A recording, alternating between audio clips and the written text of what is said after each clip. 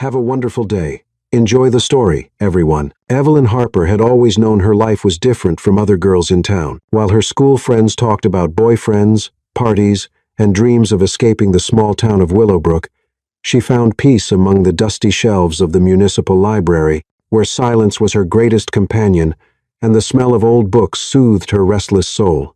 "Evie, my dear, you need to get out more," Clara, her grandmother, would say every morning as they prepared coffee together in their small kitchen. Steam rose from the white porcelain cups, mingling with the aroma of cinnamon and homemade bread that always lingered in the air. Clara stirred her sugar slowly, watching Evelyn with those green eyes faded by time, but still full of love. A girl your age should be discovering the world, meeting people, living adventures. Evelyn would smile, kissing the wrinkled forehead of the woman who had raised her with such care. Her hands would gently touch Clara's silver hair, feeling the soft texture that had always comforted her since childhood. "The world can wait, Grandma. You are my world." And it was true. Since that terrible night when she was only 8 years old, Clara had been her anchor in an ocean of pain and uncertainty. Evelyn still remembered fragments of that tragedy like cutting shards in her memory, the phone ringing shrilly late at night, breaking the silence of the sleeping house, the trembling voice of the police officer on the other end. Clara falling to her knees in the living room, her sobs echoing through the walls like an ancestral lament. Her parents, returning from a romantic dinner to celebrate their 15th wedding anniversary, never made it home. A drunk driver had taken everything from her in a matter of seconds, transforming a night of celebration into irreversible tragedy. "They were talking about you in the car, my girl." Clara had whispered that first terrible night, holding Evelyn as she cried against her soft chest that smelled of lavender and sadness. The last thing they did was talk about how proud they were of their smart and sweet daughter. "They loved you so much that I can still feel that love echoing throughout this house." At 22, Evelyn carried that pain silently, like an invisible scar that had shaped every choice, every breath, every beat of her heart. While other women her age went on weekend dates, laughed loudly at parties, and discovered the mysteries of first love, she preferred quiet afternoons, organizing books by the color of their spines, or playing the old grand piano her parents had bought when she was born. The yellowed keys responded to her touch with sweet melancholy, each note echoing through the walls of the small house she shared with Clara, like a silent prayer. The sound spread through the rooms, creating an atmosphere of nostalgia and peace that made her feel connected to the parents she would never see again. "You play just like your mother," Clara would say, stopping whatever she was doing to listen, her weathered hands holding the dish towel as she leaned against the doorframe. She had those same delicate hands. You know, she used to say music was the soul's way of talking directly to God without needing words or explanations. It was in moments like these that Evelyn felt the weight of absence like a stone in her chest. She didn't know a man's touch, had never been kissed, had never felt that urgent flutter her friends described when they talked about love and passion. Her innocence wasn't just physical, it was emotional, built by years of Clara's careful protection, who deeply feared that the cruel world would hurt her granddaughter the way it had hurt her daughter. "Evie," said Lila, her only close friend, on a sunny Saturday afternoon, as they drank iced tea on the shaded porch of the house. The wind swayed the white curtains, bringing the sweet scent of roses that Clara cultivated in the garden. "Don't you think you're hiding from life? I mean, you're beautiful, intelligent, you have a huge heart. Why not give someone a chance? Ethan from the pharmacy always asks about you." Evelyn shifted uncomfortably, her delicate cup avoiding her friend's insistent gaze. The ice clinked against the porcelain, creating a crystalline sound that broke the tense silence. "I don't know if I'm ready, Lila. What if I get hurt? What if I don't know how to be what a man expects? I don't even know how to talk about these things. Love doesn't come with an instruction manual, honey." Lila laughed softly, her eyes shining with understanding and affection. "You learn by living, making mistakes, trying again. Your parents met young and built something beautiful and lasting together. Why can't you have the same thing? Why deny yourself this chance at happiness?" The question echoed in Evelyn's mind for days and nights. When she was alone, especially in the quiet hours before dawn, she would stand on the porch watching the twinkling stars in the dark sky, wondering if there was something fundamentally wrong with feeling complete in that simple and protected life. Maybe her extreme caution was a necessary shield, a desperate way to protect what little remained of her devastated family. Losing Clara would be like dying a second time, as if the 8-year-old girl who cried over her parents' death would finally disappear forever. At the municipal library, where she worked part-time, organizing books and helping occasional visitors, Evelyn knew all the love stories on the spines she touched daily. Romance, passion, total surrender. It all seemed so distant from her controlled and predictable reality. She would discreetly watch young couples who entered hand in hand, whispering intimate secrets to each other, exchanging looks loaded with promises, and felt a strange and disturbing mixture of burning curiosity and paralyzing fear. "Miss Harper," said Mr. Bennet, the head librarian, on a particularly quiet afternoon when only the sound of pages being turned broke the sacred silence of the place. "Have you ever seriously thought about going to college? I'm absolutely certain you could get a full scholarship. A brilliant mind like yours shouldn't be stuck here forever, wasting all that potential." Evelyn smiled politely, but her response came automatically, rehearsed by years of repetition. "I can't leave my grandmother, Mr. Bennet. She needs me now more than ever." It was always the same mechanical answer for all the opportunities that appeared in her life, as if her existence were a frozen bank account, waiting indefinitely for something that might never come to finally be released and used. That night, arriving home after a long day at the library, Evelyn found Clara in the kitchen holding an official letter with visibly trembling hands. The white envelope contrasted with her pale fingers, and there was something in the air that smelled of fear and unshared secrets. "What is that, Grandma?" Evelyn asked, approaching slowly. Clara hesitated for a moment that seemed eternal, then quickly folded the letter, hiding it against her chest. "Nothing important, dear. Just boring old people papers you don't need to worry about." But Evelyn clearly saw the fear in Clara's eyes, the way her hands trembled involuntarily, how her gentle features contracted with genuine concern. There was something her grandmother was desperately hiding, something that made the kitchen air feel heavier and more threatening. Later that night, when Clara was finally sleeping soundly, Evelyn found the letter forgotten on the kitchen table. It was from a specialist doctor in the neighboring town scheduling tests that sounded frighteningly serious and urgent. Words like immediate investigation and concerning results jumped from the paper like stabs to her heart. Evelyn's heart raced uncontrollably. Without Clara, she would be truly alone in the world, orphaned for the second time, and for the first time in years, she realized with painful clarity that her protected and predictable life might not be enough to face the storm that was approaching. The medical appointment happened on a gray Tuesday morning when fall had already painted the leaves golden red, creating a crunchy carpet under Evelyn and Clara's feet as they walked slowly to the doctor's office. Dr. Carter, a man with graying hair and kind eyes, examined the results with an expression Evelyn had learned to fear, that mixture of professionalism and compassion doctors use when they have bad news to deliver. "Clara," he said gently, adjusting his glasses on his nose while holding the test results with reverent care.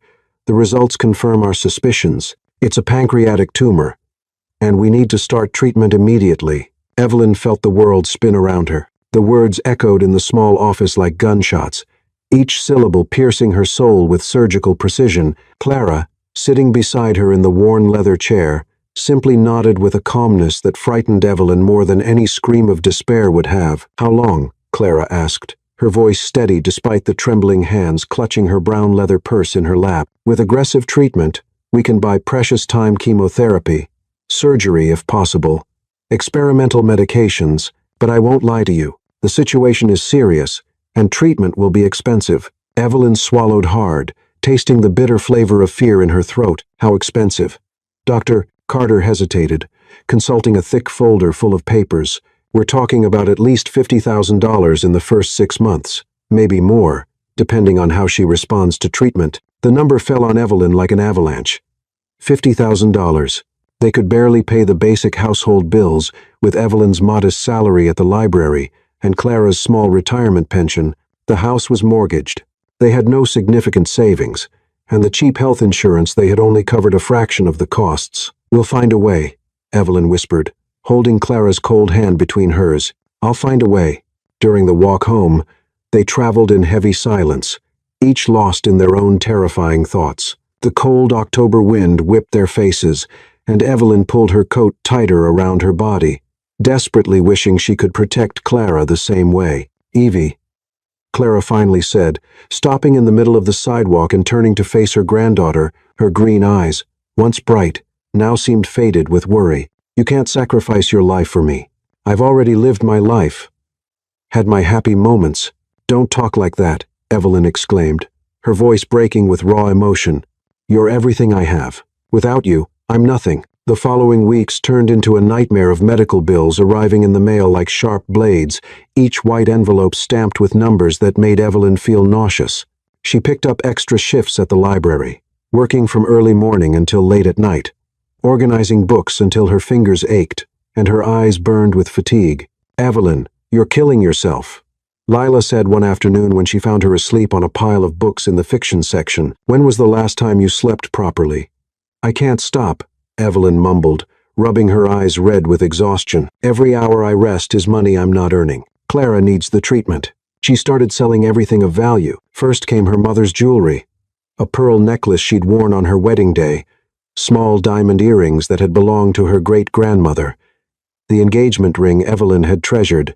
Each piece sold tore away a piece of her soul, as if she were betraying her parents' memory. Don't do this, dear, Clara begged when she saw Evelyn packing the pearl necklace in a small blue velvet box. Your mother's jewelry is all you have left of her. My mother would understand, Evelyn replied, trying to keep her voice steady while closing the box with trembling hands. She would do the same thing for you. The town antique dealer offered a ridiculously low amount for the pieces, but Evelyn had no choice. She accepted the money with dignity, tucking the crumpled bills into her wallet with her heart broken into pieces. Next came the antique furniture, the mahogany dining table that had belonged to Clara's great-grandparents, the cushioned chairs that had witnessed decades of family meals, the ornate hallway mirror that had reflected generations of smiles and tears. Each piece that left the house took with it a fragment of family history, but even then, it wasn't enough. The bills kept coming with increasingly alarming numbers. Evelyn calculated and recalculated obsessively, scribbling numbers on scraps of paper until the early hours of the morning, searching for mathematical miracles that simply didn't exist. Maybe I should stop treatment, Clara said one morning, watching Evelyn count and recount the few bills remaining in her wallet. It's not worth destroying your life for a few more months of mine. Never, Evelyn shouted, surprising them both with the intensity of her voice. Never say that again. I'd rather starve than let you give up. That's when Evelyn made the most painful decision of her life. On a rainy November afternoon, she walked to the pawn shop downtown, carrying the family's grand piano in a small music box, the last tangible memory of her parents she had left. The man behind the counter, fat and indifferent, examined the piano with cold commercial eyes. It's a nice piece, but old. I can offer $2,000. Evelyn closed her eyes, feeling tears burn behind her eyelids. The piano was worth at least 10 times more, but she was desperate. I'll take it. When she returned home without the piano, Clara was waiting in the living room with eyes full of tears. You didn't need to do that, my girl. Yes, I did, Evelyn whispered, collapsing on the sofa next to her grandmother. Because I love you more than any object in this world. But even with all the sacrifices, the money was running out quickly. Evelyn calculated that in 2 weeks, they wouldn't have anything left to pay for the next round of chemotherapy. The feeling of helplessness consumed her from within, making her wake up in the middle of the night with her heart racing with panic. It was on one of those sleepless nights that she heard Clara sobbing quietly in the kitchen, holding a pile of medical bills in her trembling hands. Grandma, Evelyn whispered, approaching slowly. Clara lifted her tear-stained face. I feel so useless, Evie. You're killing yourself because of me. Evelyn knelt beside the chair, holding her cold hands. You've never been useless. You're the most important person in my world. But when Clara finally slept, Evelyn allowed herself to feel the total despair that was eating her alive from inside. They were losing the battle, and she didn't know what else to do. She had exhausted all options, sold everything she owned, worked to the point of exhaustion, and then the rain started dripping through a leak in the kitchen ceiling, creating a puddle on the worn floor, another expense they couldn't afford. Evelyn looked out the window at the empty wet street, where the streetlights created yellow circles in the darkness. And here she was, a 22-year-old young woman carrying the weight of the world on her fragile shoulders. That night, Evelyn realized she was completely alone against a battle she couldn't win. The December rain beat violently against the windows of the small house when Evelyn heard the firm knocks on the front door. There were exactly 3 knocks, deliberate and measured. Cutting through the monotonous sound of the storm, she lifted her eyes from the medical bills scattered across the kitchen table, where she had spent the entire morning trying to find mathematical miracles that didn't exist. Who could it be in all this rain?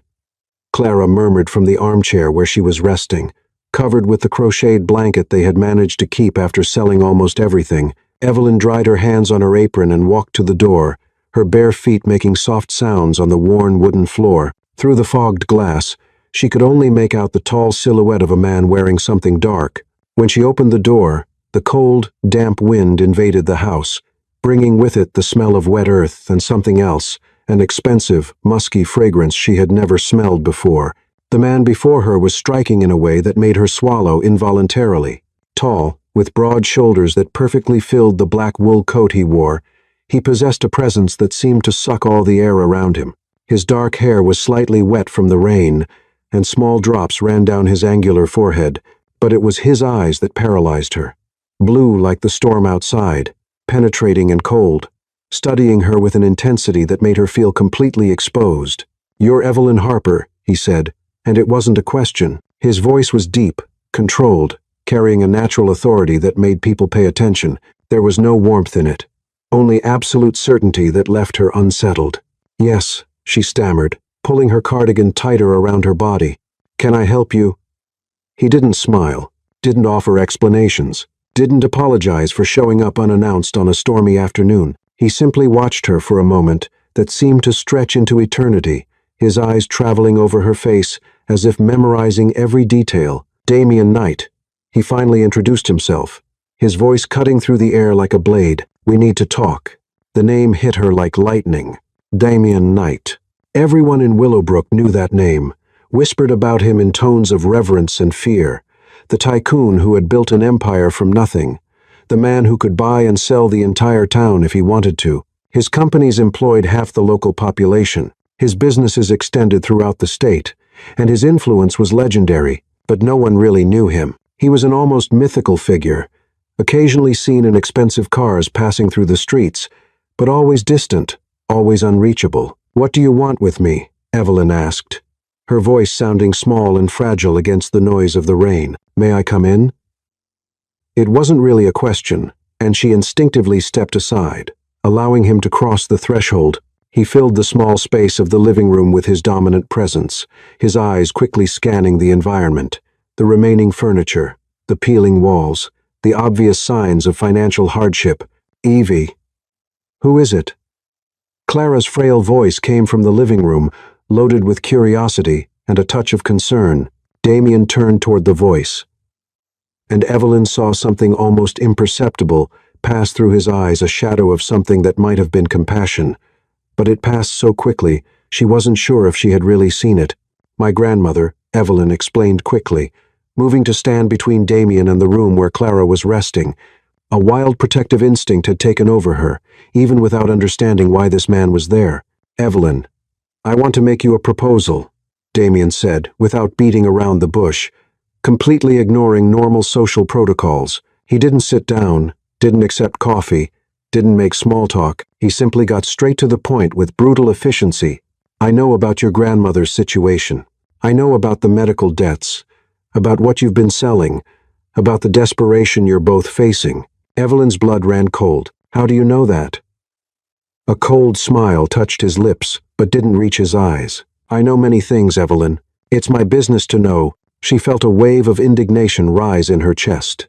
"If you came here to buy our house for a fraction of its value, or offer us some loan shark deal, you can leave right now." "No," he said simply, and there was something in the way he pronounced that single word that made her stop talking. "I came to offer a solution." Evelyn crossed her arms, trying to appear more confident than she felt. "What kind of solution?" Damien studied her for a long and uncomfortable moment, as if evaluating her ability to handle what he was about to say. When he finally spoke, his words fell between them like heavy stones. "Marry me." The world stopped. Evelyn blinked several times, certain she had misunderstood. "What? Marry me," he repeated with the same naturalness with which he would state the weather. "In exchange, I'll take care of all your grandmother's medical expenses, the best doctors, the best treatments, experimental medications if necessary. And you'll never have to worry about money again, Evelyn felt her legs go weak. She leaned against the doorframe, trying to process what she had just heard. "You're crazy. I'm being perfectly rational," Damien replied, his voice maintaining that cold and controlled tone. "You need money. I need a wife. It's a mutually beneficial transaction." "A transaction?" Evelyn repeated, disbelief coloring her voice. "You're talking about marriage like it's a business deal." "That's exactly what it is," he said without hesitation. "A contract. Clean, simple, advantageous for both parties." Evelyn shook her head vigorously, trying to shake off the feeling of living a surreal nightmare. "I don't even know you. Why on earth would you want to marry me?" Something darkened in his eyes, a shadow that made her instinctively step back. "My reasons are my own, Evelyn. All you need to know is that I'm offering you a way out of your desperate situation." "This is insane," she whispered, more to herself than to him. "Completely insane." "It's practical," Damien corrected coldly. "Your grandmother has how many months? 3, 4 at most without proper treatment. Maybe weeks. You can stand there struggling with your moral indignation while she wastes away. Or you can make a decision that will save her life." His words were like slaps, each one hitting Evelyn with surgical precision. Tears burned her eyes, but she held them back with pure willpower. "And what do you get out of this?" she asked, her voice trembling with contained emotion. Damien hesitated for the first time since he had entered the house. His eyes looked away momentarily, as if he was struggling with something internal. When he looked at her again, there was a hardness in his expression that hadn't been there before. "That's none of your business," he said finally. "Do you accept or not?" Evelyn looked back toward the living room where Clara was resting, probably wondering about the whispered conversation at the entrance. Her grandmother, who had sacrificed everything to raise her, who deserved to live her final years in peace and not in agony. Then she looked back at Damien Knight, this powerful stranger who had appeared out of nowhere with an impossible proposal. "I need to think," she murmured. "You have until tomorrow," Damien said, turning to leave. "I'll be back at 7. 0 inches the evening for your answer." He stopped at the door, the rain creating a curtain between him and the dark night. "Evelyn," he said without turning around, "your grandmother doesn't have time for you to have doubts." And then he was gone, disappearing into the storm like an apparition, leaving only the echo of his words and the musky fragrance that seemed to have permeated the air of the small house. Evelyn spent the entire night walking through the small house like a caged animal, her bare feet making noise against the wooden floor, while her mind spun in desperate circles. At 5:00 inches the morning, when the first ray of sunlight filtered through the faded curtains, she finally surrendered to the inevitable. Clara needed treatment, and Damien Knight was the only way out. When he returned that night, punctually at 7, he found Evelyn waiting on the porch, wearing the only decent dress she still owned, a simple navy blue that had belonged to her mother. She had spent the entire day explaining the situation to Clara, who protested vehemently until she understood it was a matter of life and death. "Your answer?" Damien asked, without preamble, climbing the porch steps with controlled and precise movements. "I accept," Evelyn said, the words coming from her throat, like ground glass. "But with conditions." He raised an eyebrow, clearly not accustomed to being challenged. "Which ones?" "Clara stays with me. Wherever I go, she goes too. And I want to see the medical treatment contracts before I sign anything." Damien studied her for a long moment, as if re-evaluating who she really was. "Done," he said finally. "We'll marry on Friday." "Friday?" Evelyn choked. "That's in 3 days." "I see no reason for delays," Damien replied coldly. "The longer we wait, the worse your grandmother's condition gets." The ceremony took place on a cold December morning at the town courthouse, a gray and lifeless building that smelled of old paper and disinfectant. Evelyn wore a simple white dress that Lila had lent her, 2 sizes too big, making her look even more fragile and lost. There were no flowers, no music, no guests, besides Clara and Lila as witnesses. The judge, an elderly man with thick glasses, read the vows with the monotony of someone who had repeated the same words for decades. Evelyn could barely hear because of the buzzing in her ears, as if she was submerged in water. When it was her turn to speak, her voice came out as a trembling whisper. "I do." Damien, beside her, seemed completely at ease, as if he was signing just another business contract. When the judge pronounced them husband and wife, he turned to Evelyn with an impenetrable expression. "You may kiss the bride." the judge said with a forced smile. Damien leaned down and placed a quick, cold kiss on Evelyn's lips. So brief, she barely had time to process the contact. His lips were firm and cold, and there was no emotion in the gesture, just obligation fulfilled. Done, he murmured against her ear, his warm breath contrasting with the coldness of his words. Now you're my wife. The words sent a shiver down Evelyn's spine, but she couldn't decide if it was from fear or anticipation. After the ceremony, Damien guided Evelyn and Clara to a luxurious black car waiting outside. The driver, a middle-aged man wearing a dark suit, opened the doors without a word. The interior smelled of expensive leather and had a silence that seemed to swallow any sound. "Where are we going?" Evelyn asked as the car glided through Willowbrook's familiar streets. "Home," Damien replied without looking at her. His fingers drumming against the dark window, the mansion appeared gradually through the fine rain, emerging from the landscape like something out of a dream or nightmare. It was immense, a dark stone construction that extended in several directions with pointed towers that pierced the gray sky. Tall, narrow windows looked out at the world like empty eyes, and an iron fence separated the property from the rest of the world. "My God," Clara whispered beside Evelyn, her frail hand squeezing her granddaughter's. "It's bigger than the town library." The car stopped in front of an imposing entrance with double doors of dark oak. Before Evelyn could fully process where she was, the doors opened, and a middle-aged woman came out to greet them. She was tall and thin, with graying hair pulled back in a tight bun, and an expression that suggested absolute efficiency. "This is Mrs. Langley, the housekeeper," Damien explained as they got out of the car. "She'll take care of everything you need." "Mrs."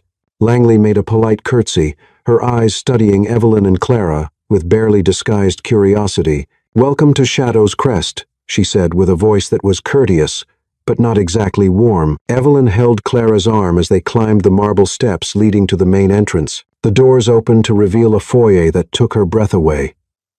Extremely high ceilings with crystal chandeliers hanging like frozen tears. Marble staircases that curved in opposite directions. Ancient paintings in golden frames, watching from dark wood-paneled walls. "Your quarters are in the East Wing," Damien said, his voice echoing in the vast space. "Mrs. Langley will show the way." "Our quarters?" Evelyn asked, confusion coloring her voice. Damien stopped in the middle of the foyer and turned to face her. "You have your suite.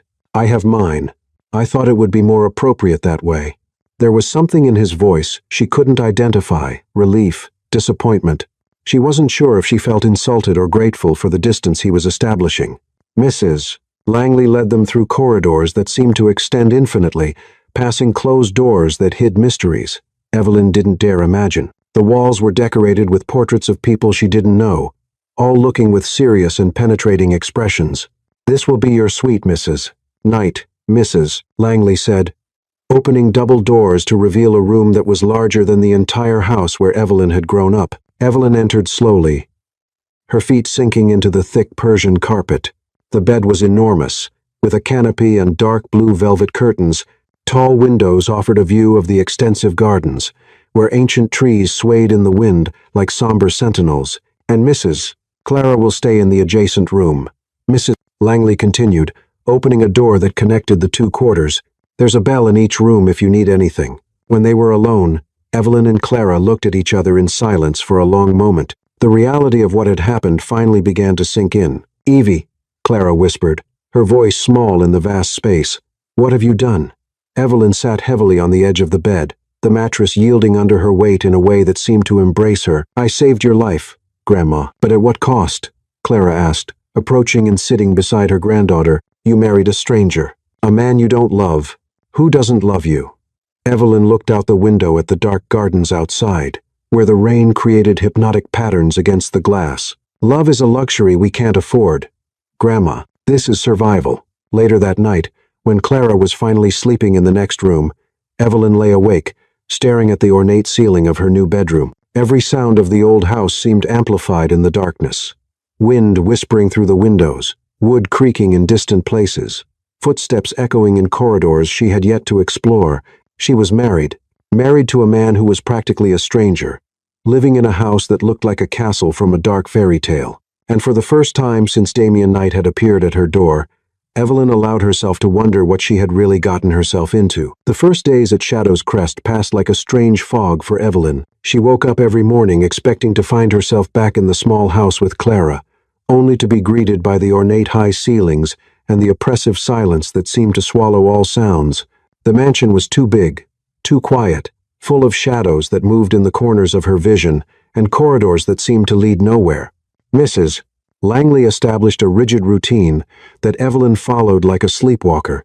Breakfast at 8 inches, the smaller dining room, a room that was still larger than the kitchen of her former home. Lunch at noon in the formal dining room, where there were so many chairs she felt lost at the head of the long table. Dinner at 7, always served with military precision by silent staff who appeared and disappeared like ghosts. Damien was rarely present for meals. She would see him occasionally through the windows, walking through the gardens with his phone pressed to his ear, his tall figure cutting a dark silhouette against the gray winter sky.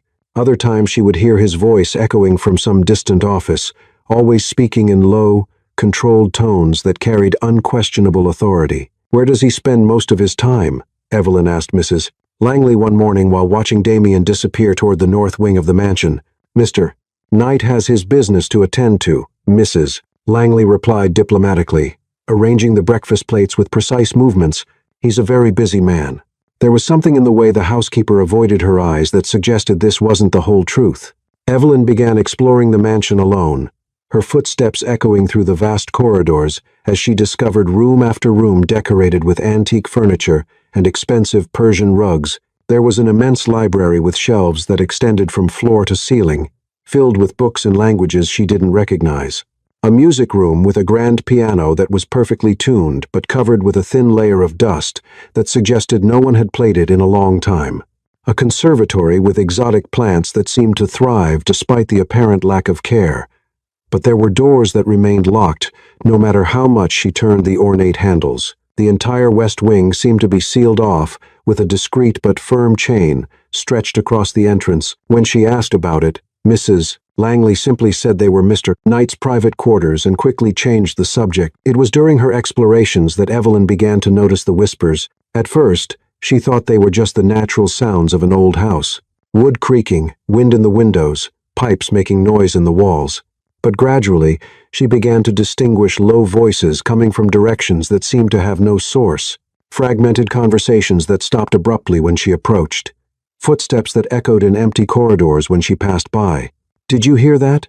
she asked Clara one afternoon when a particularly clear murmur had come from the wall behind the bed. Clara, who had been much better since treatment had begun, frowned. "Hear what, dear?"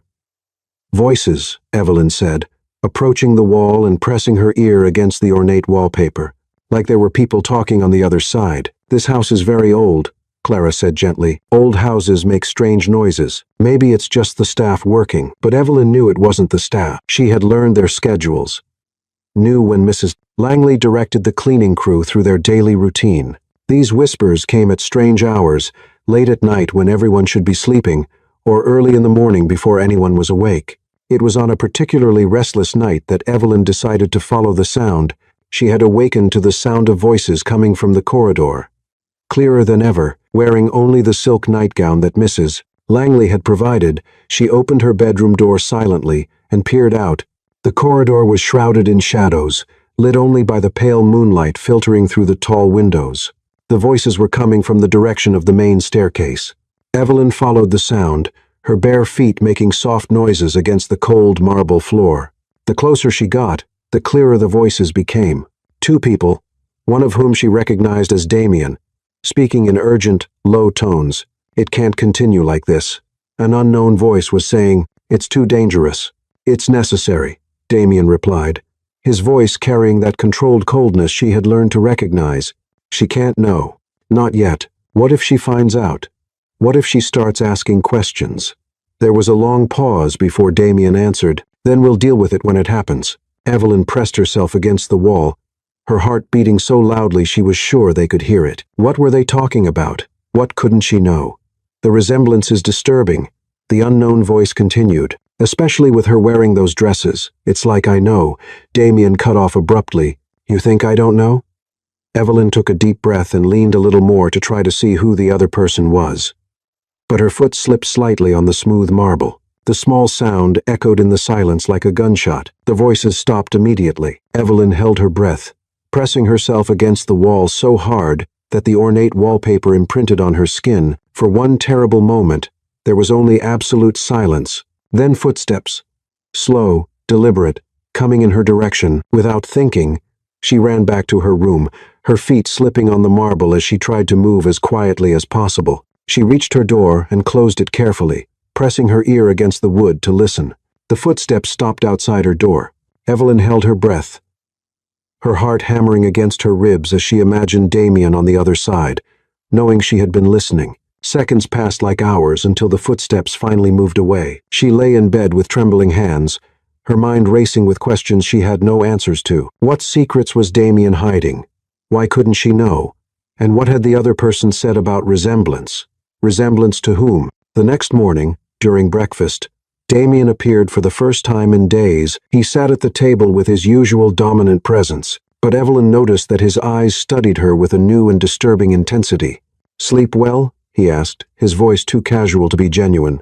"Yes," Evelyn lied, avoiding his eyes while stirring her coffee without drinking it. "Great," Damien said, but there was something in his tone that suggested he knew exactly that she was lying. "Mrs. Langley mentioned you've been exploring the house. I hope you're feeling at home." "It's a very interesting house," Evelyn replied carefully. Damien smiled, but there was no warmth in it. "Shadow's Crest has a lot of history, many secrets hidden in its walls." He paused, his blue eyes fixed on hers. "But some things are better left undiscovered." The message was clear. Stop asking questions. Stop exploring. Stop listening to conversations that weren't meant for your ears. But for the first time since she had arrived at the mansion, Evelyn felt a spark of determination ignite in her chest. Damien Knight had secrets, and somehow they involved her, and she was determined to find out what they were. The first crack in Damien's cold facade appeared on a sunny January morning, when Evelyn accompanied Clara to a medical appointment in town. Dr. Carter had asked to see them personally to discuss the treatment progress, and Evelyn felt hopeful for the first time in months, seeing the color returning to her grandmother's face.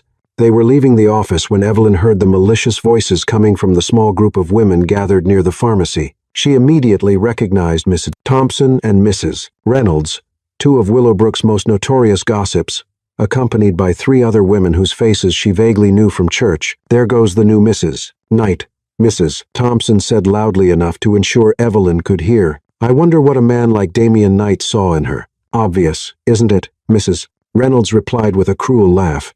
"He wanted a young, inexperienced wife who wouldn't ask questions, someone he could control." Evelyn felt the blood rise to her face, but she tried to ignore the women while helping Clara down the office steps. Clara, frail but determined, squeezed her hand in silent support. "I bet it was the money that attracted her." A third voice joined in. "These poor girls have always gone after rich men. She probably threw herself at him at the first opportunity." "A gold digger, Mrs. Reishan." Thompson agreed with disdain. "And that sick grandmother, how convenient, right? Gave her the perfect excuse to marry a stranger." Evelyn stopped in the middle of the sidewalk, her hands trembling with humiliation and anger. The women's words cut deep because they carried a grain of truth she couldn't deny.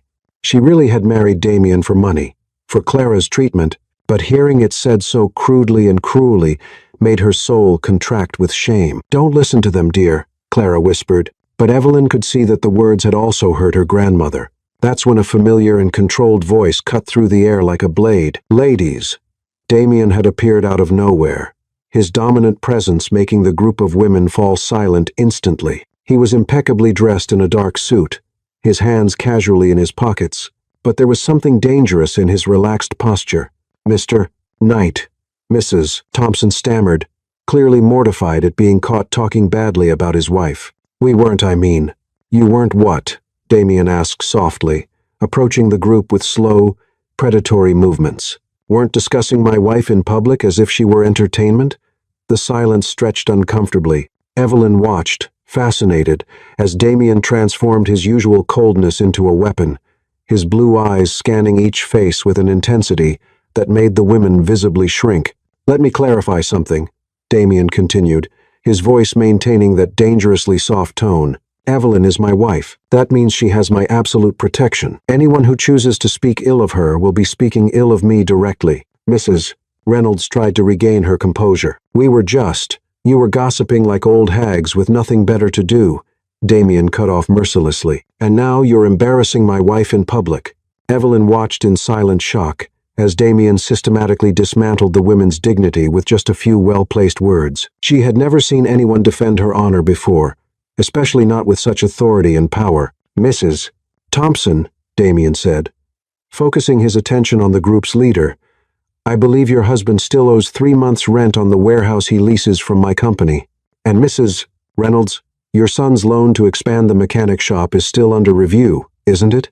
The implicit threat hung in the air like poisonous smoke. Both women paled, understanding perfectly that Damien Knight had the power to ruin their financial lives with a simple word.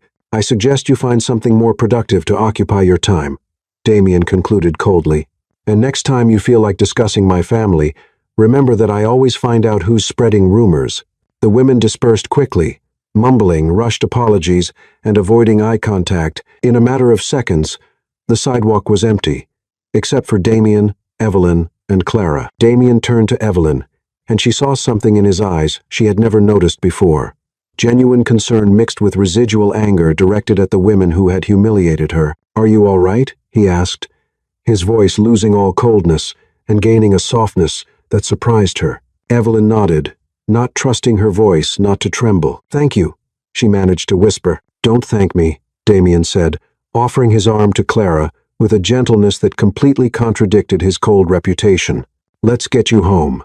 During the ride back to Shadow's Crest, Evelyn watched Damien interact with Clara with a patience and consideration that revealed a completely different side of his personality. He adjusted the car's heating when he noticed she was shivering, asked about her treatment with genuine interest, and even smiled, really smiled when Clara told a funny story about Evelyn as a child. You're very different from what people say, Clara commented when they arrived at the mansion. Damien paused while helping her out of the car. And what do people say?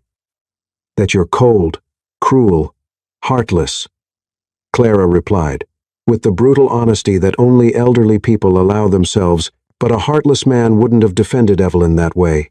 Evelyn saw something pass across Damien's face, a shadow of pain that disappeared so quickly, she almost thought she had imagined it. In the following days, Evelyn began to notice small gestures that suggested the public defense hadn't just been about maintaining appearances. Fresh flowers appeared in her room every morning, not elaborate arrangements, but simple bouquets of wildflowers that seemed to have been chosen with care.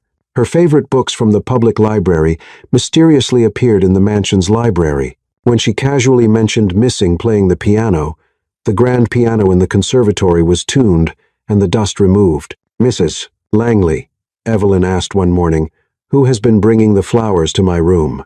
The housekeeper smiled, the first genuinely warm expression Evelyn had seen from her. Mr. Knight has a private garden at the back of the property. He picks them himself every morning before leaving for the office.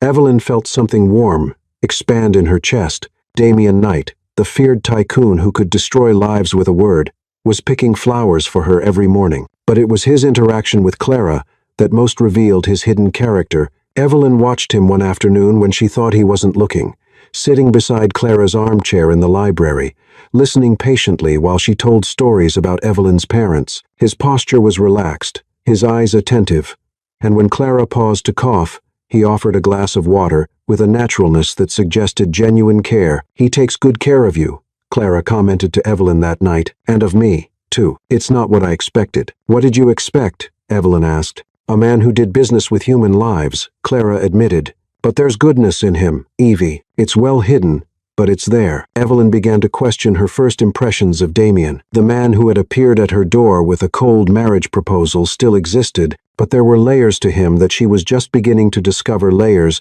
that suggested there might be more to his marriage proposal than a simple business transaction. But whenever she felt close to understanding Damien, he would retreat again behind the cold mask, leaving her wondering if the kindness she had glimpsed was real, or just another carefully calculated aspect of his complex personality. It was like living with two different men in the same body. One who picked flowers at dawn and sat with an elderly lady to hear her stories, and another who could destroy lives with a few well-placed words. And Evelyn was beginning to suspect that both were equally real. The nightmare always began the same way, the sound of tires screeching on wet asphalt, followed by the metallic crash that seemed to tear the fabric of reality. Evelyn was 8 years old again, waiting in the living room while rain beat against the windows, when the phone rang with that sharp, insistent sound that carried bad news. But this time, in the dream, she was running down the dark road, trying to reach her parents' car before the drunk driver appeared around the curve. Her small legs couldn't move fast enough. Her voice wasn't strong enough to scream a warning that could save them. She watched helplessly as the lights approached at impossible speed. Evelyn woke up screaming. The sound tore through the mansion's quietude like a blade, echoing through the vast corridors before dying in silence. She sat up in bed, her heart beating uncontrollably. Cold sweat covered her skin despite the room's warmth. The nightmare had been more vivid than ever, leaving her with the terrible feeling that she could still hear the sound of twisting metal. Her hands trembled as she tried to turn on the lamp on the nightstand, but it slipped between her sweat-dampened fingers and fell to the floor with a noise that sounded like a gunshot in the darkness. Evelyn collapsed into sobs. All the repressed pain of years finally found an outlet. That's when she heard the footsteps, quick, determined, coming down the corridor. Someone had heard her scream. The door opened without ceremony, and Damien appeared in the doorway, wearing only dark pajama pants, his hair disheveled from sleep. His eyes quickly scanned the room, looking for signs of danger before landing on her. The moment he saw Evelyn huddled in bed, trembling with anguish, his expression changed completely. Evelyn. His voice was rough with sleep, but loaded with genuine concern. What happened? She tried to speak, but only more sobs came out. The tears she had held back for weeks, months, years, finally overflowed like a broken dam. All the fear, all the loneliness, all the weight of carrying alone the responsibility for Clara's life came to the surface at once. Damien hesitated for only a moment in the doorway, as if wrestling with some internal conflict. Then, surprising them both, he entered the room and gently closed the door behind him. Was it a nightmare? He asked gently, approaching the bed with careful movements, as if she were a wounded animal that might flee at any moment. Evelyn nodded, unable to form words between the sobs that shook her entire body. Damien sat carefully on the edge of the bed, maintaining a respectful distance, but offering his presence as comfort. About your parents. His voice was softer than she had ever heard it, stripped of all its usual coldness. I always dreamed that I can save them. Evelyn managed to whisper between tears, that if I run fast enough, scream loud enough, I can stop it from happening. But I never can. I never can get there in time. Damien remained silent for a long moment, and when Evelyn finally looked up at him, she saw something in his expression she had never seen before. Deep, recognizable pain, as if he understood exactly what she was talking about. How old were you? He asked gently. 8. Evelyn whispered, wiping her face with trembling hands. Clara said they were coming back from a romantic dinner. It was their wedding anniversary. They were talking about me in the car when her voice broke again, and to her complete surprise, Damien moved closer. He hesitated for a moment, then reached out and gently brushed away a strand of hair stuck to her tears. You couldn't have saved them, he said with quiet certainty that cut through her guilt like a balm. You were a child. It wasn't your responsibility to protect them. But if I had done something different that night, if I had asked them not to go out, if I had pretended to be sick, then you would be carrying guilt that isn't yours. Damien interrupted gently. Trust me, Evelyn. I know what it's like to carry the weight of deaths that are beyond our control. There was something in his voice that made Evelyn stop crying and really look at him. In Damien's blue eyes, she saw a reflection of her own pain, old, deep, carefully hidden, but never fully healed.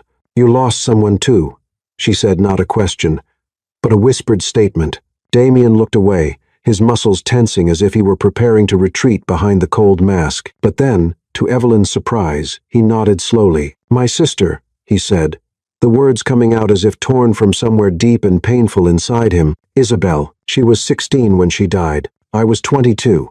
Evelyn felt her heart contract with empathy. What happened? Damien was silent. For so long she thought he wouldn't answer. When he finally spoke, his voice was rough, with repressed emotion. Leukemia. She fought for 2 years, but in the end he stopped, his hands clenching into fists on his knees. I promised I would save her. I used my entire fortune, sought out the best doctors, experimental treatments, anything, but it wasn't enough. Damien, Evelyn whispered, her own suffering momentarily forgotten in the face of the raw pain in his voice. She used to play piano, he continued, as if now that he had started, he couldn't stop. Every morning before school, the whole house would wake up to the sound of her playing. When she died, the silence was deafening. Evelyn understood then why he had ordered the piano tuned for her, why he had removed the dust so carefully. It wasn't just kindness. It was a way to bring music back to a house that had been silent for too long. That's why you chose me, she said softly, the pieces finally falling into place. It wasn't random. There's something about me that reminds you of her. Damien met her eyes, and in them she saw naked vulnerability he had never shown before. Isabel was gentle like you, brave like you. She would have done anything to save someone she loved, like I did. Evelyn murmured. Understanding, like you did, he confirmed. When I saw you willing to marry a stranger to save Clara, I saw Isabel. I saw the same quiet strength, the same fierce determination masked by gentleness. They looked at each other in silence, and Evelyn felt something fundamental shift between them. The careful distance Damien had maintained, the barriers he had built, everything began to crumble in that moment of shared vulnerability. Why didn't you ever tell me this before? She asked. Damien smiled, a sad but genuine smile that completely transformed his face. Because admitting I chose you for emotional reasons instead of purely practical ones would mean admitting I'm not the cold businessman everyone thinks I am. And are you? Evelyn asked. Cold. Damien reached out hesitantly, his fingers lightly touching hers. With you? No. I never could be cold with you, no matter how hard I tried. Evelyn felt fresh tears burn her eyes, but this time they weren't from pain. It was something more complex: relief, understanding, and the beginning of something she didn't yet dare to name. Thank you, she whispered, for telling me, for letting me know I'm not alone in this. You never were, Damien said, his voice carrying a silent promise, and you never will be. They remained like that for a long time, hands intertwined in the darkness, two wounded hearts finding comfort in each other. And for the first time since she had married Damien Knight, Evelyn felt that maybe, just maybe, she had found not just a savior, but someone who understood her completely. The trip to the coast had been Damien's idea. Clara is responding well to treatment, he had said one February morning, watching Evelyn push food around her plate during breakfast. You both deserve a few days away from doctors and hospitals. Damien's beach house sat on an isolated cliff overlooking the ocean, an elegant and simple refuge that contrasted dramatically with Shadow's Crest's Gothic grandeur. White walls, wide windows that invited in the sea, and a deck that seemed to float above the waves. It was like another world entirely. Clara had settled comfortably in the main suite, with Mrs. Langley caring for her, leaving Evelyn and Damien alone for the first time since they'd married. The physical proximity without the mansion's vastness between them created a new and unsettling intimacy. It's beautiful here, Evelyn said, standing on the front deck while the salty wind played with her hair. The sun was setting, painting the sky gold and pink, waves rhythmically beating against the rocks below. Damien approached, stopping beside her with his hands resting on the wooden railing. Isabel loved this place, he said softly. We used to come here in the summers when we were children. She said the sound of the waves made her forget all the world's problems. Evelyn turned to look at him, observing how the golden light softened the hard lines of his face. Since the night he had comforted her after the nightmare, something had changed between them. Conversations were longer, silences less uncomfortable, and Evelyn found herself watching Damien when she thought he wasn't looking. Damien, she said hesitantly, gathering courage for the question that had been burning inside her for weeks. Why did you really marry me? He was silent for a long moment, his eyes fixed on the horizon where the sun met the sea. Do you want the answer I give other people? Or do you want the truth? The truth, Evelyn said, without hesitation. Damien turned to face her completely, his blue eyes serious and intense. Because when I saw you at that door, desperate but determined to save the person you loved, you reminded me that there was still goodness in the world, and I had forgotten that completely. Evelyn felt her heart accelerate. Just that?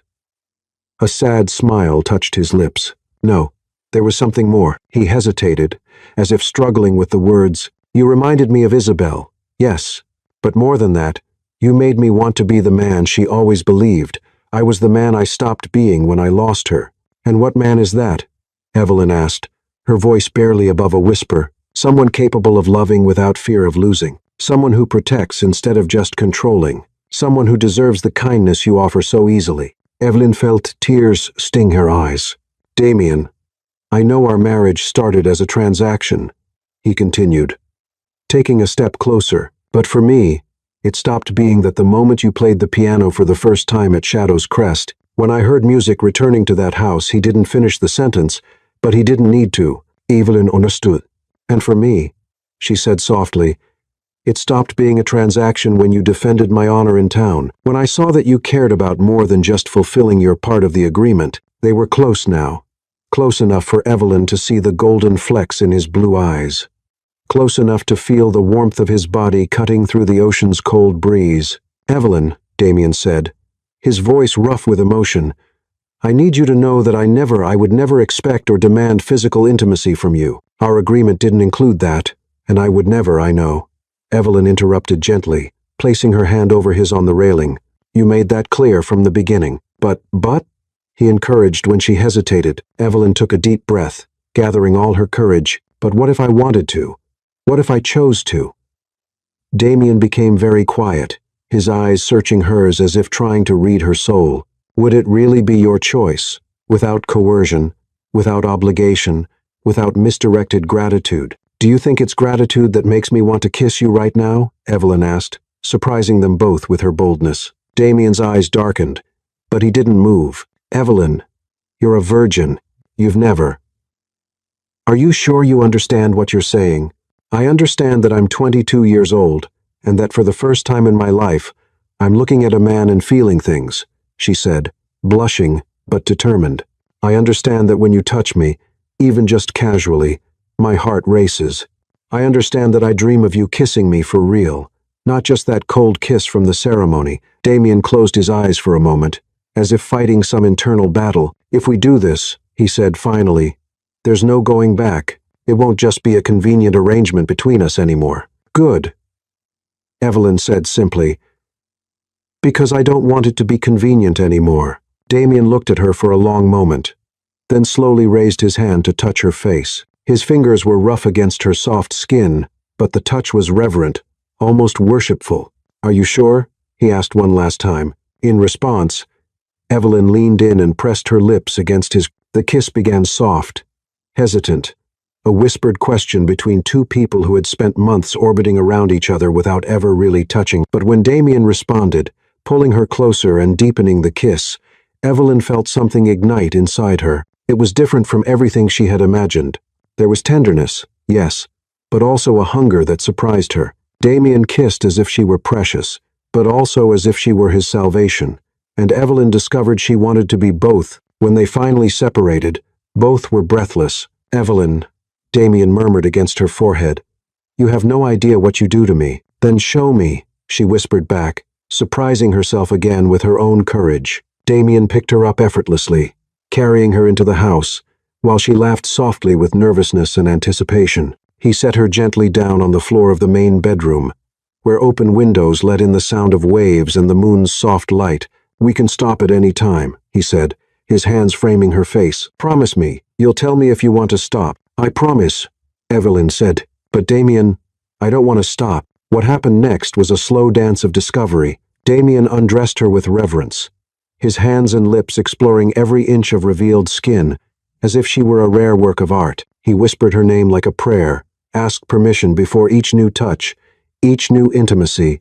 Evelyn discovered that her body was capable of sensations she had never imagined. Each of Damien's caresses awakened nerve endings she didn't know existed. Each kiss sent waves of heat through her that left her trembling with need. You're so beautiful, Damien murmured against her skin, and for the first time in her life, Evelyn really believed it. When they finally joined together, there were tears in Evelyn's eyes, not from pain, but from something much deeper. It was as if all the broken pieces inside her were finally fitting into place. Damien moved with her with infinite patience, his eyes never leaving hers, whispering words of love and encouragement as he guided her through each new sensation. And when pleasure finally took her, Evelyn understood why people wrote poetry about this. Afterward, they lay intertwined in bed, Evelyn's skin pressed against Damien's chest while she listened to his heart beat strongly under her ear. The waves outside provided a soft soundtrack to their slowly normalizing breathing. "No regrets?"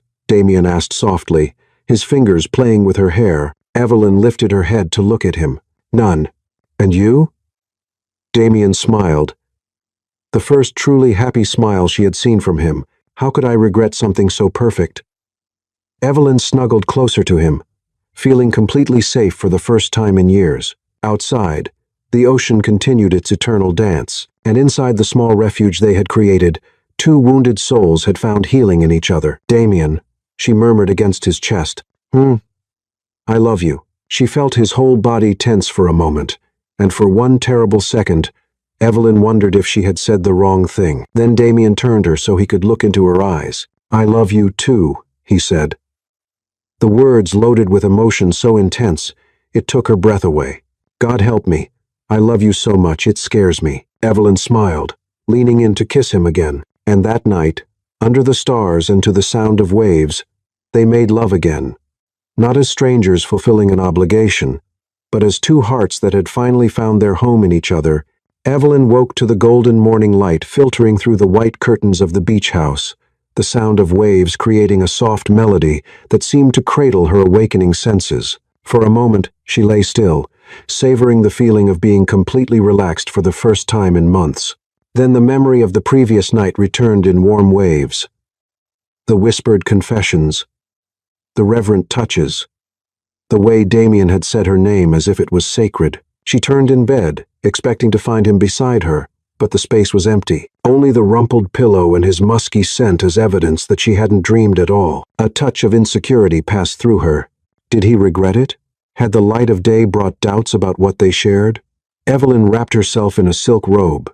Damien had left at the foot of the bed and went out to look for him. She found him on the back deck, sitting at the breakfast table with a steaming cup of coffee in his hands, looking thoughtfully at the ocean. He was wearing only white linen pants, his bare torso bronzed by the morning light, and Evelyn felt a wave of desire pass through her as she remembered how she had explored every defined muscle the night before. "Good morning," she said softly.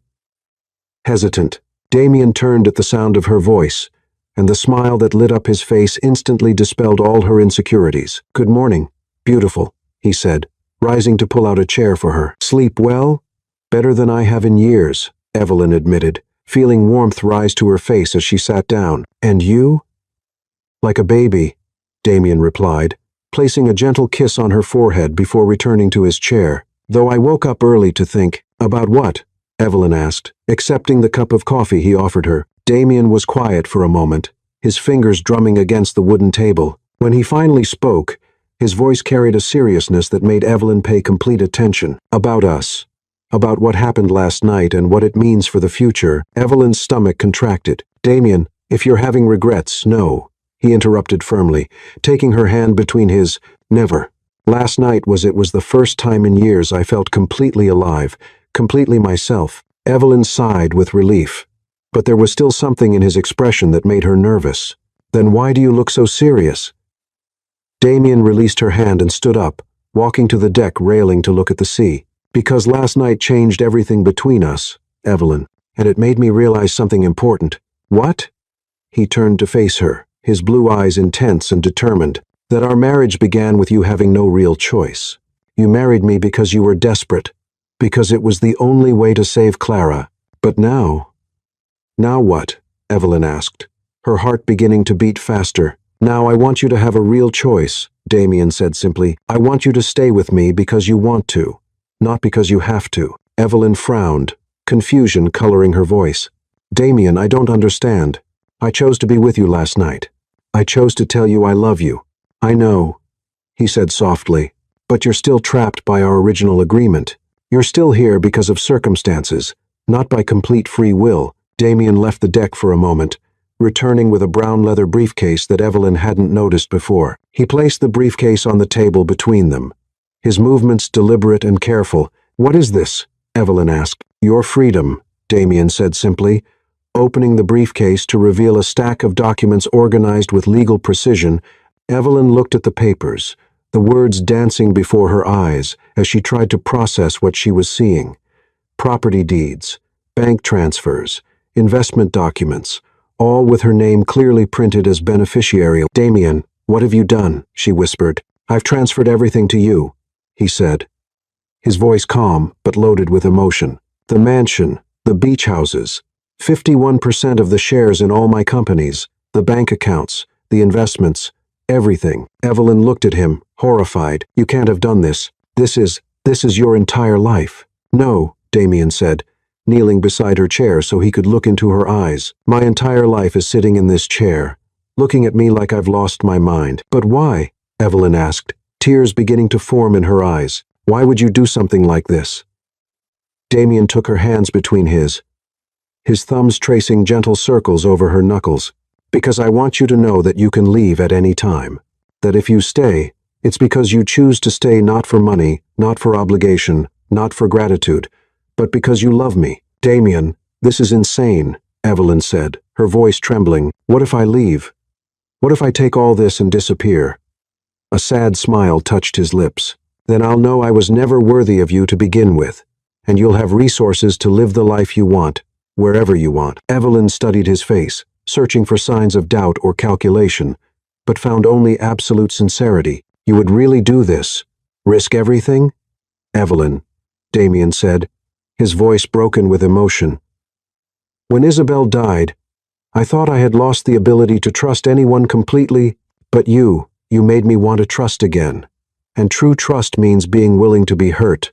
Evelyn looked again at the documents, the weight of what he was offering finally sinking in. It wasn't just money or properties, it was complete freedom. It was him saying he trusted her with his entire life. "There's one more thing," Damien said hesitantly, withdrawing a final document from the briefcase. "Pre-signed divorce papers, if you want to use them." Evelyn gasped. You want to divorce me?" "God, no," Damien said vehemently, "but I want you to know the option exists. That if you decide you don't love me enough for a lifetime together, you can leave without legal complications." Evelyn was silent for a long time, looking at the documents that represented more money and power than she had ever dreamed of possessing. Then she did something that completely surprised Damien. She laughed. "You're an idiot," she said affectionately, tearing the divorce papers in half. "Evelyn," Damien protested, "you haven't even read everything yet." "I don't need to," she said firmly, pushing all the other documents back toward him. "I don't want your fortune, Damien. I don't want your properties or your companies." Damien's face fell. You're leaving." Evelyn stood up from the chair and positioned herself between his legs, framing his face with her hands. "I'm saying that the only thing in this briefcase I want is you. Just you. But Evelyn, you don't understand. This would give you complete security, independence. I already have those things," Evelyn interrupted gently. "I have them through your love, through knowing that you see me as your equal, not as your property or obligation." Damien closed his eyes, resting his forehead against hers. "Are you sure? Because once I put these papers away, I'm going to fight for you. I'm going to do everything in my power to keep you with me forever." Evelyn smiled, leaning in to kiss him softly. "Good, because I plan to do the same." When they separated, Damien pulled her into his lap, holding her as if she were the most precious thing in the world. "I love you so much," he murmured against her hair. "So much it scares me." "Don't be afraid," Evelyn whispered back. "Not of me. Never of me." They stayed like that for a long time, embracing on the deck, while the sun climbed higher in the sky, and the waves continued their eternal dance below. And Evelyn knew with a certainty that surprised her that she had finally found her home not in a grand mansion or a bank account, but in the arms of a man who loved her enough to set her free. "Damien," she said finally. "Yes? Next time you decide to give me your entire fortune, at least warn me first. I almost had a heart attack." Damien laughed, a rich, genuine laugh that vibrated through his chest.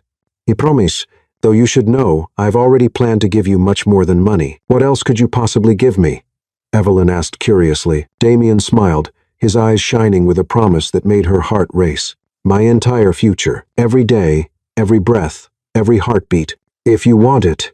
"I want it," Evelyn said without hesitation. "I want all of that and more."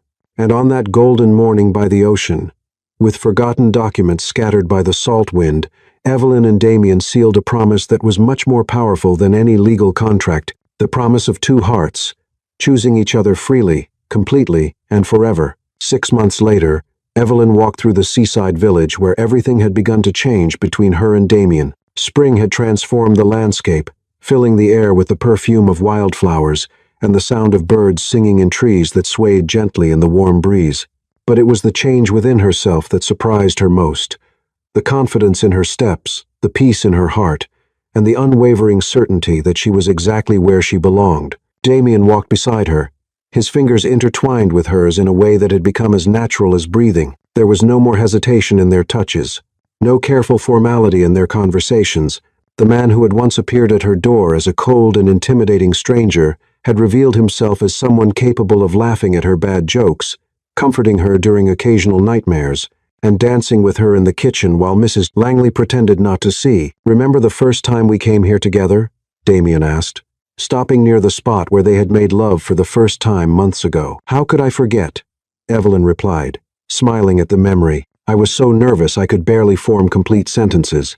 "You were beautiful," Damien said, bringing her hand to his lips to place a gentle kiss on her knuckles.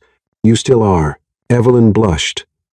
Even after all these months, Damien still had the power to make her feel like a lovesick teenager with just a look or casual touch. They settled on the same deck where they had shared their first true vulnerabilities, but now there was an ease between them that only came with time and built trust.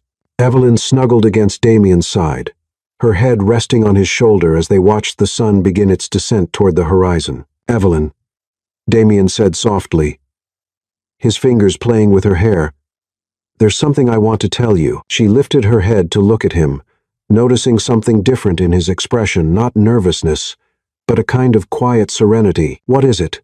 Damien took her hands between his thumbs tracing familiar patterns on her skin. "When I proposed our original arrangement, I thought I knew exactly what I was getting.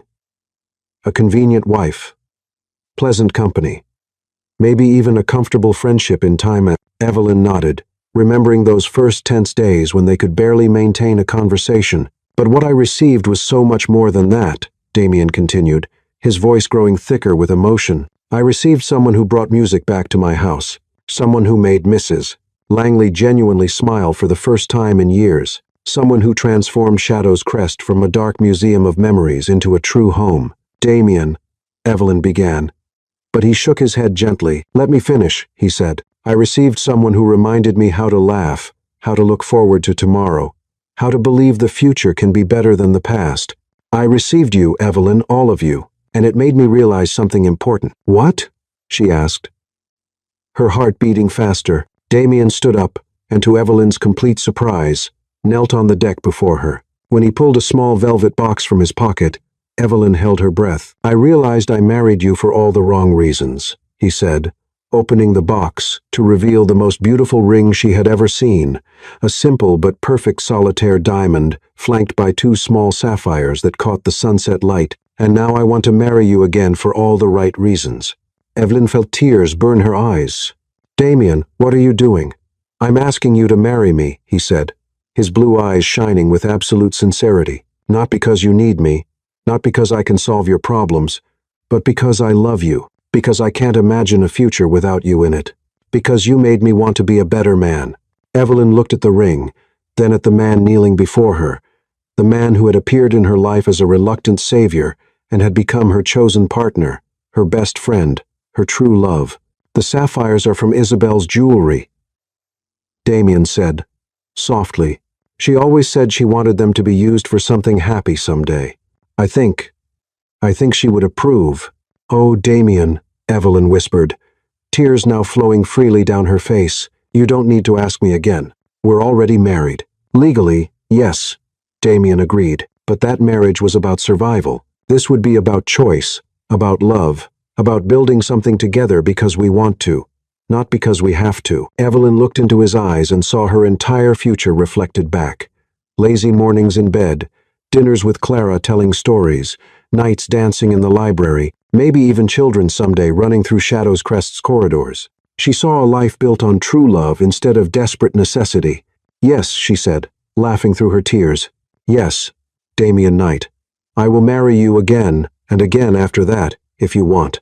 Damien laughed, sliding the ring onto her finger with hands that trembled slightly with emotion. It was a perfect fit, as if it had been made specifically for her. "I think once more will be enough," he said, rising to pull her into his arms. "But I'll keep choosing you every day for the rest of my life." "And I'll keep choosing you," Evelyn promised, leaning in to kiss him. The kiss was different from all the others they had shared. There was no urgency in it, no shadow of uncertainty or fear. It was a kiss of promise, of coming home, of two people who had found their place in the world in each other. When they separated, the sun was setting completely, painting the sky pink and gold. Damien pulled Evelyn closer, and they stood like that, embraced on the deck where their lives had changed so dramatically. "You know what's funny?" Evelyn said, playing with the new ring on her finger. "What?" "When you showed up at my door that rainy night, I thought you were my salvation, the man who would solve all my problems. And now?" Damien asked, curiosity in his voice. Evelyn smiled, looking at him with eyes full of love and admiration. "Now I realize you weren't my salvation. You were my choice. The best choice I ever made." Damien kissed her again, gently this time, with all the tenderness he had learned to show since she had entered his life. "Funny," he murmured against her lips. "I was going to say exactly the same thing about you." As they walked back to the house, hands intertwined and hearts full, Evelyn reflected on the journey that had brought them to this moment. It had begun with desperation and necessity, but had transformed into something much more precious, a true partnership based on mutual respect, trust, and a love that had grown naturally from friendship and understanding. Damien was no longer the powerful stranger who had appeared with an impossible proposal. He was the man who picked flowers for her every morning, who sat with Clara to hear her stories, who held her during storms and laughed at her attempts to cook. He was her husband, her partner, her choice. And Evelyn was no longer the desperate woman who had accepted a marriage of convenience to save the person she loved. She was someone who had learned that true love wasn't about being saved. It was about choosing to save each other every day in all the small ways that mattered. That night, as they prepared for sleep in their shared bed at the beach house, Evelyn looked at the ring on her finger and smiled. Tomorrow they would return to Shadow's Crest, where Clara waited with stories to tell, and Mrs. Langley had probably prepared their favorite desserts. But tonight was theirs. A perfect moment of arrival at the end of a journey that had begun with a contract and ended with a choice. "I love you, Mrs. A." "Night," Damien whispered in the darkness, pulling her closer. "I love you too, Mr. Livo." "Night," Evelyn whispered back. "Forever." And in those simple words was all the difference in the world, because this time, when she said, "I do," she wasn't accepting a business arrangement or a desperate way out. She was accepting a lifetime of love built on the strongest foundation of all, the free choice of two hearts that had decided to beat as one. Evelyn had discovered that true love doesn't come like lightning. It grows like a carefully watered plant, day after day, choice after choice. What began as a desperate agreement between strangers had transformed into the deepest union she could have ever imagined. Damien was no longer the cold man who had appeared at her door on a rainy night. He was the partner who chose every day to love and be loved. Sometimes life's greatest blessings come disguised as desperation, and the happiest endings are born from the most unlikely beginnings, because in the end, Evelyn learned that she didn't need to be saved. She just needed the courage to choose love when it presented itself.